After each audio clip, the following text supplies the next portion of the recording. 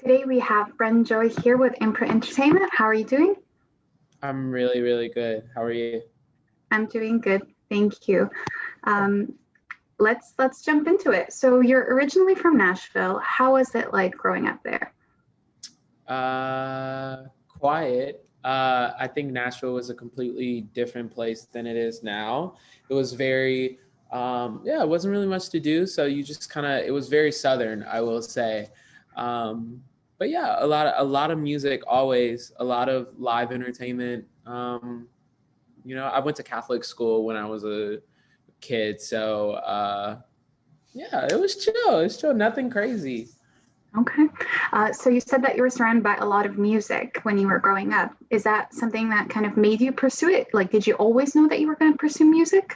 No idea. I always knew I loved it. Like we were always like a super traveling family, and we would always take like these really long 12-hour road trips and listen to all of this old R&B. And my dad was very adamant on making sure I knew like where the music I listen to now comes from and stuff. No air quotes needed, but yeah, I definitely didn't know. I had no idea I would be in music, but it definitely now has played a huge influence in kind of what I like and what I listen to and all of that.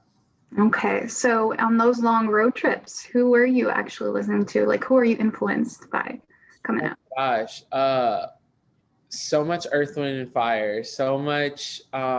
You have Frankie Beverly, you have the Isley Brothers, you have Stevie Wonder, you have so many of the greats, but also a lot of like 2000s R&B, like 2005, 2006 is like my biggest. A lot of John to Austin, a lot of Neo, like just a lot of that era is kind of what I came up on, especially like a lot of jazz as well. Um, my dad would always play like there would be these saxophone renditions of these really huge songs. They're just, it's like instead of the voice, it's just saxophone, and he would play those all day long. So that definitely kind of made me fall in love for sure. Okay, well, wonderful. And so, if since you didn't know that you were going to do music and pursue it, what made you take that leap of faith? What made you kind of just jump into it? Um, when I was in high school, I senior year, I started singing, and I kind of really felt like I could say whatever I wanted to say, and it just came out naturally.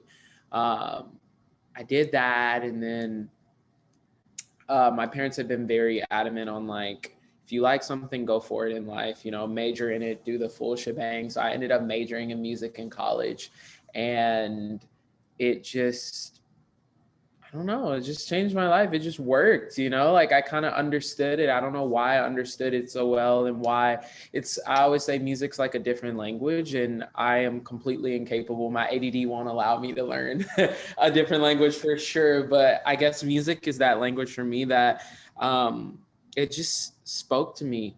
I don't know. Okay, well, that's wonderful. And let's maybe jump a little bit ahead. In 2020, you signed to Warner. How was that experience? What was it different than being independent and coming up? Crazy.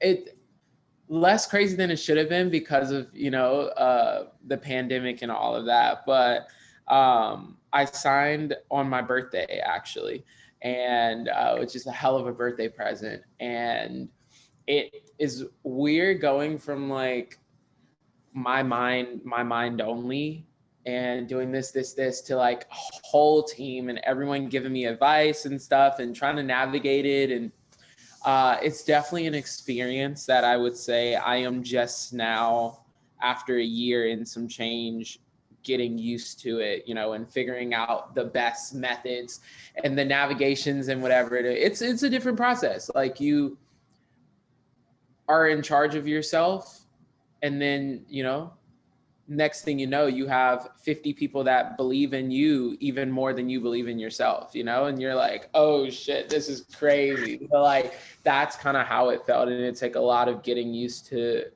that and trusting kind of their process. Yeah. Did you feel like you had to stretch yourself a little bit instead of just thinking all by yourself? Now you have to think with people. You have to think with a team. Was that like a little bit challenging for you, or were you just happy with it in general? No, it's very challenging because I mean, there's so much music that I have even now that I'm confident, that this is the best music I've ever written and stuff. But it's all like there's a business plan for everything, like you can't, it's like playing poker. You can't play your aces, too soon. You can't do this, which I had never experienced with 20s when it first came out. It was the first 8 songs I've ever written, so I didn't have that perspective of how to slowly gain people and gain supporters and gain fans and, target different countries and, like I haven't thought of that. Who my music is marketed to, why it's marketed to them. So it definitely was and still is a process that I'm just trying to figure out. All right, so you've just mentioned 20s. You've released the first version in 2019 and then the deluxe version in 2021. What was the creative process like, and how was it during a pandemic? I didn't intend on there being a deluxe. And I made all of this music so much more, and all of these songs I've made over a year ago. And they spoke to me.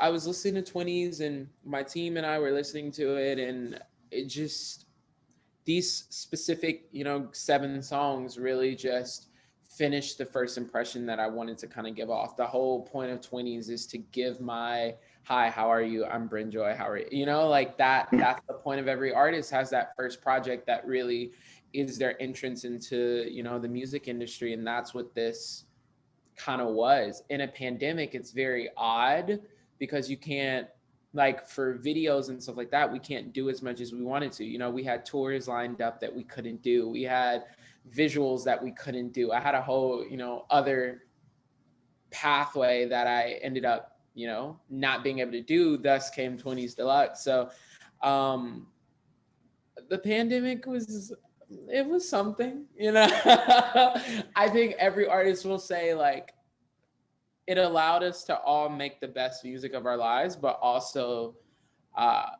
ruin everything at the same time. So Yeah, that's all I want. So, good and bad came out of the pandemic, but of course, you managed to come up with something very, very exciting for your fans and for your supporters in your intro. So tell us a little bit about the concept. As you said, you didn't intend for it to be 2 versions. So what made you do the second version of it? So the whole concept is based around insecurity.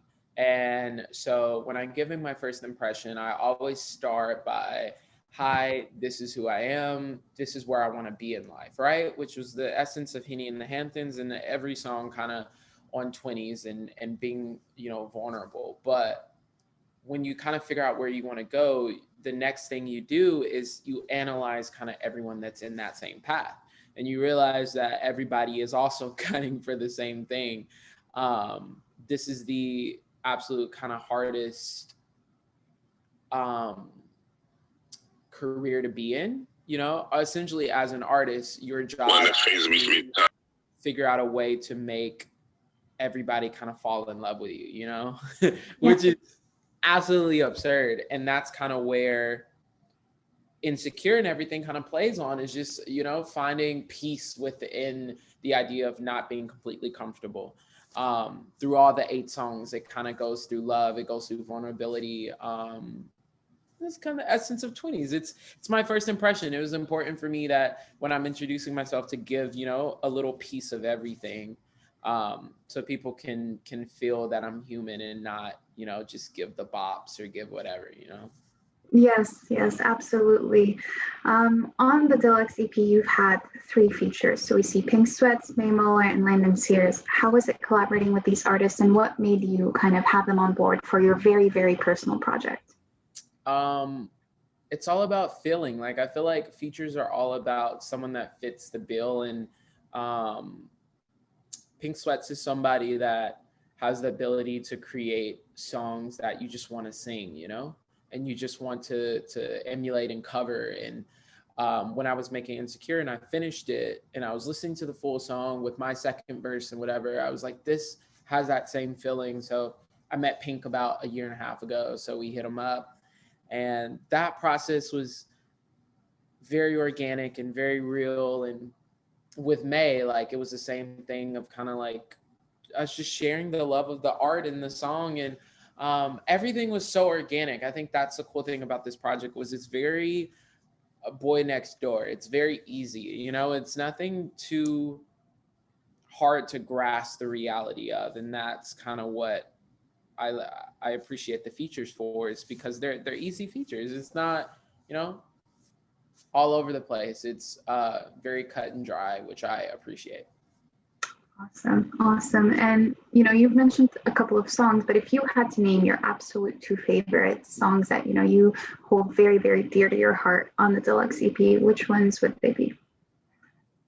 I would say Multiply and Fiji Fine, which is a weird two, completely different. I would say Fiji because it's just kind of where I'm at in life at the moment. It's the most recent one we cut out of all of them. It's very much where my voice is at, where the music that we'll release later on this year, kind of like it's just very modern, and it's very where I want to go with music. So I'm very excited about that song. And Multiply was kind of the most honest and the most vulnerable of all the songs. And so that one holds a really special place in my heart as well. Very nice. You've mentioned a little bit about shooting videos for the project, and you said that that was very challenging during the pandemic. Why don't you tell us a little bit, more in depth about the process? Tell us about, what video stuck out to you the most. I mean, the process is crazy because you have to get, this certain amount of people that has to be under, COVID restrictions. If one person gets sick, you're fucked. So like you gotta make sure you gotta trust that everyone's gonna be able to quarantine, and everyone cares enough to quarantine. And I wasn't able to meet, stylists in person. I wasn't able to do this, and this. So it was a whole process of kind of puzzle piecing and trying to figure out how can we do this safely, but also like have all of these what are supposed to be these organic interactions with my team members over Zoom, over the phone, behind mask. Definitely not my favorite process, because I shot freezing video as well in quarantine. So it just I haven't gotten that experience, of just being like, all right, we can hug, we can have the moment. But we got through it, and everyone for the Insecure video was team members that I picked that I love, from stylists to camera people to everyone. I'm a huge art fan, so I'm always searching new photographers, new DPs, new steady cam people. I'm weird like that. Like I'm just always I love to hire people that I genuinely love. So the process was crazy, to say the least. So we talked a bit about writing and producing. Tell us a bit about performing, and do you enjoy it just as much? How are you on that? It is the whole reason I started this, which is, it sucks because that's the one thing I haven't gotten to do like I wanted to. But that's why I started, that I started singing live, and that's what's, the closest to my heart. I originally, when I started singing, I wanted to be an MD / an A&R. Like that was my goal. And I still do. I still love it. I still write all my background vocal parts. I still co-MD most of my shows. And yeah, it's the most special part. And so we're itching right now to get back to tour, but it's my favorite thing ever. That's wonderful. Let's talk a little bit about your career, some of your career moments, career highlights. You've shared a stage with the likes of Megan Thee Stallion and Jhené Aiko. Tell us a little bit about that. How was it? Crazy, wild, insane. Yeah, I've done 10 live shows in my life. Um, two of which, I was opening for people that I look up to, all of which, have pretty much sold out, which is crazy. So I've had a good run so far. I'm not mad at all. I am so, I don't know. I kind of was speechless, like getting to share the stage and open and share the fans of these people that I really love. It's surreal. You can't really explain it. Like um, my live shows are something that I hold dear to my heart, but I never know what people are going to enjoy. So kind of seeing that initial reaction and that love and support from fans that have no idea who I am / didn't even come for me is really special. So it was a memory I will always, remember.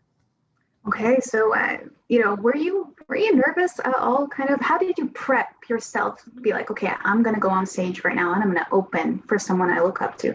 What was your mental state? Like, how did you feel at that moment? Shit show. I mean, it's definitely nerve wracking. Each show I do, I learn so much from live streams to everything we do. I always learn. You can't really prepare. I think, what Meg Thee Stallion was so interesting because her fan base is just completely different than mine. So it was a challenge trying to win over, people and things like that, which was a giant learning lesson for me because it was the first time I've kind of experienced that feeling of performing for a crowd that didn't come for me.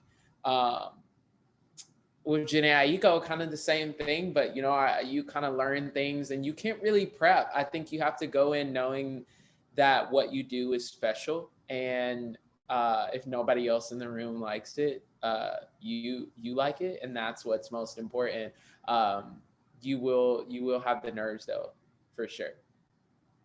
Wonderful, wonderful. And it's good that, you're giving anybody who's watching this the real bits of what happened. We see all the pictures, the fun videos, but we don't actually get to see what goes on in your head before you give us that performance. You mentioned that you're itching to go on tour. So what are the next plans for you? Anything that we can expect from you in the coming year? In the coming year, so much music, new visuals, new feel, shows, merch, everything. Like I kind of want to, I think because, I just deluxe 20s, and I was so blessed to put like a nice cap to that feel of music. I want to show people kind of what I've been making in the past year, to right now, and give people something new. I'm excited to show my perspective of where I want music to go and where I want my music to go. The music I'm going to release is crazy, in my mind, at least. So you can expect so much. All right, great. And maybe one of the more fun questions. If you were to look at your playlist right now, who would we see you listening to? Oh man. Finn Askew is someone that I found out recently. He's really dope. Mariba, I've been on her for the past 2 years, and she is this folk R&B artist. She's insane, just wild. And then a lot of bands. Actually, I've been trying to get into music that I don't necessarily associate myself with. So I've been listening to a lot of bands and trying to get into that whole genre and feel. So my playlists are definitely all over the place, but hopefully I'll drop some playlists soon and kind of give people my spring essentials. But yeah, I never listen to what people think I'm going to listen to. So. Interesting. Do you feel that plays out when you produce? You have to stretch yourself. You have to go beyond the music that you want to put out to be able to say, "Hey, I'm exploring. I'm forming my sound." Like, how does that go for you? 100%. It changes everything. I think what you listen to, it changes how I define myself. You know, what I'm making, you know, it changes when you hear the title R&B artist or you hear whatever. You start, as the music changes, you start changing titles and whatever. And um, it plays a giant part in what I've been making. What I listen to fully reflects where I'm at in what I'm creating.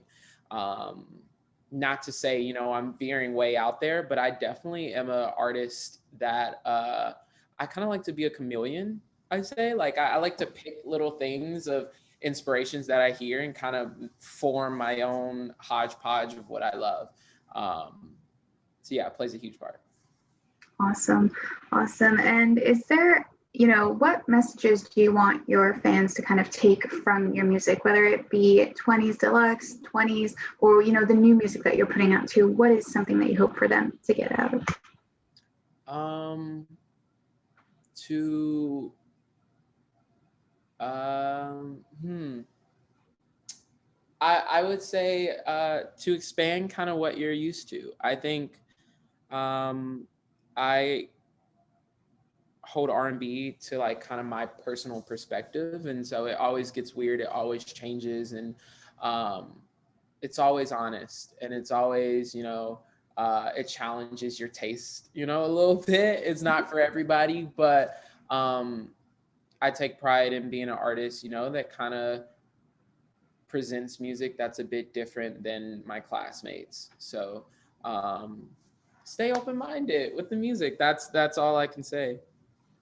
Right, awesome. Is there any message that you would like to share with the go-getters and the dream chasers, people who are just starting up into music? Oh man, hold your art to the highest standard. I say this and I repeat this to anyone that asks. When I was talking to labels, and people will sell you a dream, and people will sell this idea of what they know you can be. And the reality is nobody knows who's next. Like I mean, we've seen over the past year, everyone's blowing up, whatever. But it's important to make sure that you hold your art. You're hiring, you know, these people, you know, you're hiring whatever, like no matter how low you are, hold your art to the highest standard, um, and get what you deserve. You know, that's my piece of advice for anybody. All right, what a message. This is what I had for you today. Thank you for taking the time to sit with us here at IMPRINT Entertainment.